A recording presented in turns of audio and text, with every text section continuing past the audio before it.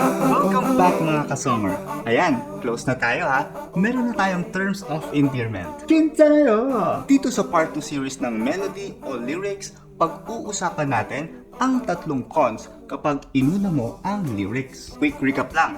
Dun sa part 1, pinag-uusapan natin yung 5 pros kapag inuna mo ang lyrics. Kung hindi mo pa napanood yun, mamaya na lang after this video. Kung bago ka pa lang sa channel na to, my name is Hanson Lee, an independent songer, songwriter, and welcome to Life and Music. Number 1 sa cons kapag una mong sinulat ang lyrics ay hindi pa yan final. Kalimitan, nababago yan. Kaya as a songwriter, dapat ready ka sa mga changes. Tulad ng sinabi ng ating National Artist for Music, walang iba kundi si Maestro Brian Cayabyab sa kantang isinulat niya na Araw-Gabi. Sa second stanza, ang sabi niya, tungkol saan naman kayang awitin para sa'yo? Di biro ang gawing sukatang sa tono.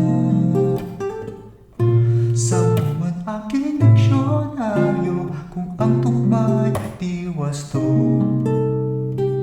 Gawing sukat ang titik sa tono. Paano nga ba sinusukat to? Binibilang ang syllables or notes sa measurement ng melody. Sa first line ng first stanza, di biro ang sumulat ng awitin para sa'yo. 15 syllables na dapat sa second stanza na first line din, dapat parehas ng sukat. Tungkol saan naman kayang awiting para sa'yo. 15 syllables din. Ako personally, meron akong rule of thumb na tinatawag kong plus-minus syllables. Usually naglalaro siya sa plus-minus 1 or 2. Depende sa haba ng linya. Minsan kasi may 11 syllables or notes pero pwede mo siyang i-stretch to 12 or 13 syllables. For example, sa kanta ni Moira na Paubaya, dun sa pinakahuling line, pinapaubaya ko na sa kanya. 11 syllables. Akyat tayo konti.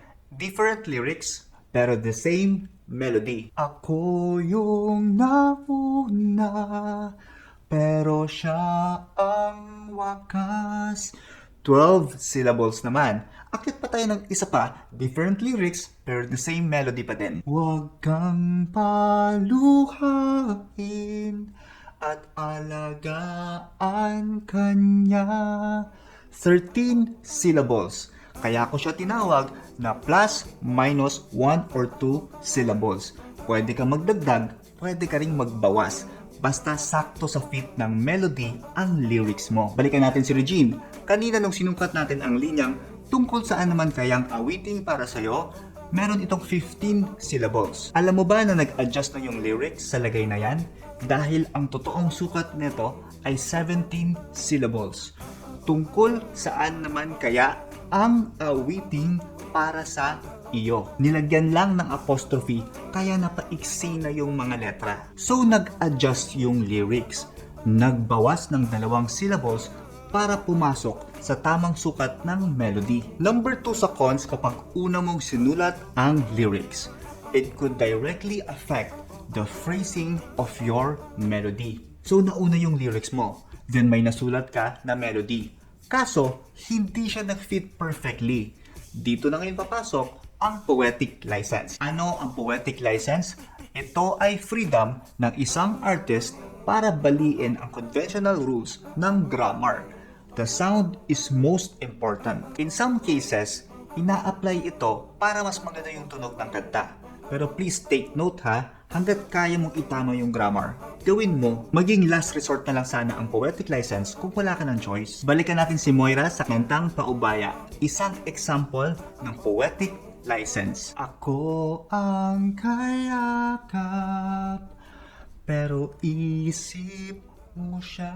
Diba? Parang baby talk lang, pero isip mo siya. Kasi ang tama talaga, iniisip mo siya. Pero hindi niya makumpleto yung word na iniisip kasi it will directly affect the phrasing of the melody. Number 3 sa cons, kapag una mong sinulat ang lyrics, ay possible limitation ng melody. Let's say sa first line, ng first stanza mo, may nasulat ka ng 15 syllables.